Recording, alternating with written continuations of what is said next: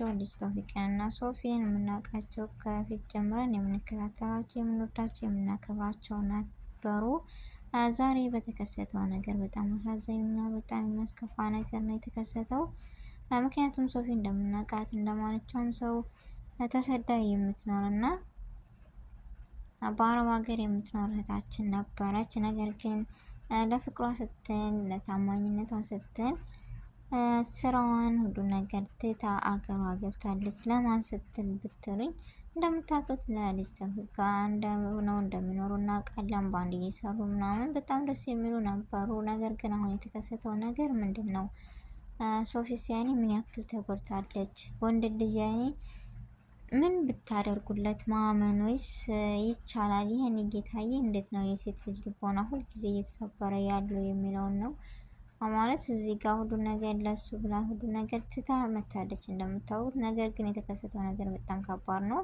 እዚህ ጋር እንደምታዋት የምንወዳት የምናከብራት የምታምር የዋህ ቀንና በጣም መልካም አሳቢ ኤክራም በቲክቶክ የምናውቃት እህታችን ናት። ታሟታል። በዙ አጋጣሚ አላህ ያሽራት። ሁላችንም በነገራችን ላይ አንስተናል ነበር። ኤክራም እንደዚህ ኤክራም እንደዚህ ኤክራም እንደዚህ። እስኪ ሁላችሁም በዱዓ አስቧት። በነገራችን ላይ አላህ አፊዋን ይመልስላት። በሰው ሀገር ላይ ከባድ ነው ህመምና እንደምናውቃት እህታችን ለተቸገሩ ሁሉ የምትረዳ በጣም የዋህ ቀን ልጅ ነበረች። ሁሉም ሰው አነሳት። በቃ ኤክራም እንደዚህ ኤክራም እንደዚህ ኤክራም እንደዚህ እንደ ይቺ ልጅ እኮ የምናውቃት በጣም የዋህና በጣም እኔ እንጃ አላህን የምትፈራ ልጅ እና ሰው አክባሪ ድንቡሽቡሽ ያለች ነበረች። በጣም ነው የምወዳት። በማንነቱ አላውቃትም፣ ግን ብዙ ነገሮች አልፎባታል፣ ብዙ ነገሮች አሳልፋለች። ስለዚህ ለምን ነው የሰውን ስሜት የማንረዳው? ለምን ነው በቃ የሰውን ማላመጥ ያደረገችው በትዳሯን በምኗም ብቻ ከባድ ነው።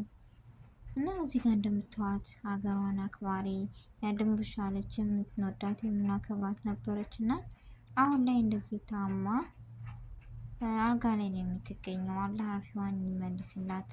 እክሩዬ አላህ አፊያሽን ይመልስልሽ። በጣም የምንወድሽ የምናከብርሽ ብዙ ሰዎች አለን እና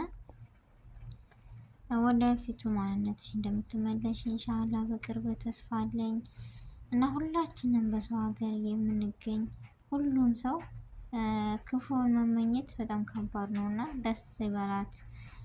በሰው ሀገር ላይ ህመም ከባድ ነው እና ሁላችንም አላምጠናት ነበር እንደዚሁ በቃ ኢክራም እንደዚህ ኢክራም እንደዚህ በትዳሯ አንስታችሁ ከሷ ራስ የማትወዱ ስንቶች አላችሁ። ነገር ግን የሰውን ስጋ ማላመጥ እንጃ ከባድ ነው። ይችሊ ስንት ብሶት አለባት፣ ስንት ነገር አለባት እና ያው አሁን እንደምታዩት ታማ ነው የምትገኘው። ሁላችሁም ለአላህ ብላችሁ አውፍ በሏት። እስበሳችን እንዋደድ፣ እስበሳችን እንከባበር። በጣም ከባድ ነው ነገራቶች ይከብዳልና ለምንድን ነው ነገ ጧት እኮ መቼ እንደምንሞት አናውቅም። ትተነው ነው የምንሄደው። ይችን ዓለም ቀሪ ናት። ዞር ብለን እስኪ እስበሳችን እንዋደድ፣ እስበሳችን እንከባበር፣ ማንነትን አንርሳ ነው የምለው ውድ ቤተሰቦቼ። እና እዚህ ጋር እንደምታውቀው እንጂ የድቡሽቡሻች ነበር። እዚህ ባያችሁት ፎቶ ላይ ደግሞ እንደዚህ ሆና ስታው በጣም ያሳዝናል።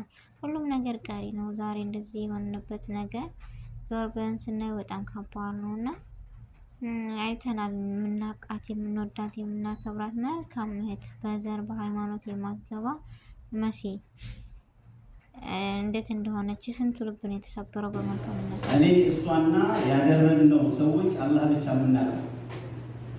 እኔ የገባሁበት ስገባ ሰይድ አንተን ላደጋ ጥዬ አልወጣም፣ ወንድ የማይገባበት ቦታ ተከትላይ ገብታለች።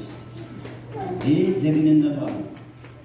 በዚህ የዋህ ቸር ሩህሩህ አዛኝ ብቻ ሳይሆን በዛ አጋጣሚ ጀግናም እንደሆነች ነግራችሁ እወዳለሁ። በተረፈ ያው በቻልነው አቅም እርስ በራሳችን ለመዋደድ ለመፋቀር ልክ እንደዚህ ስንሞት ሰው የሚያዝንልን እንጂ የሚያዝንብን አንሁን።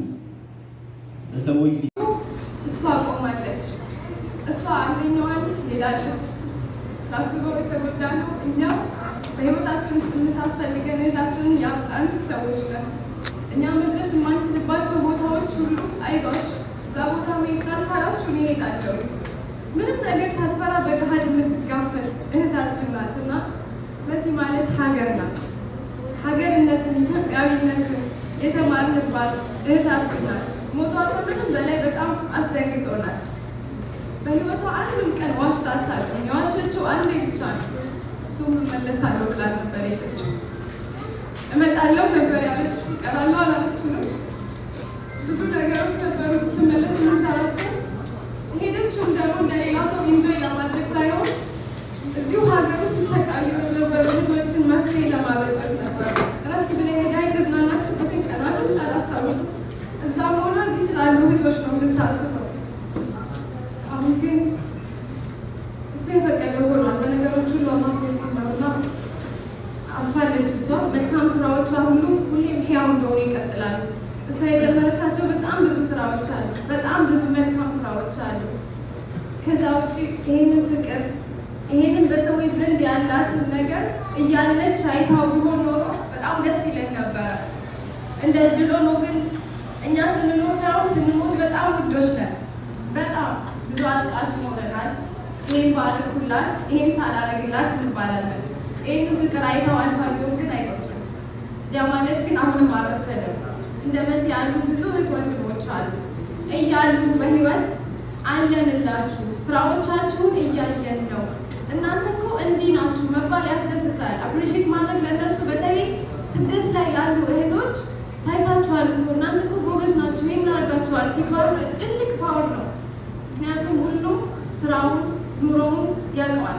ተመሳሳይ የሆነ የህይወት ታሪክ ያለን በየሰው ቤት ውስጥ ስንኖር ወጥተን እንስቃለን፣ እንጫወታለን። ያ ግን የኛ ህይወት አይደለም።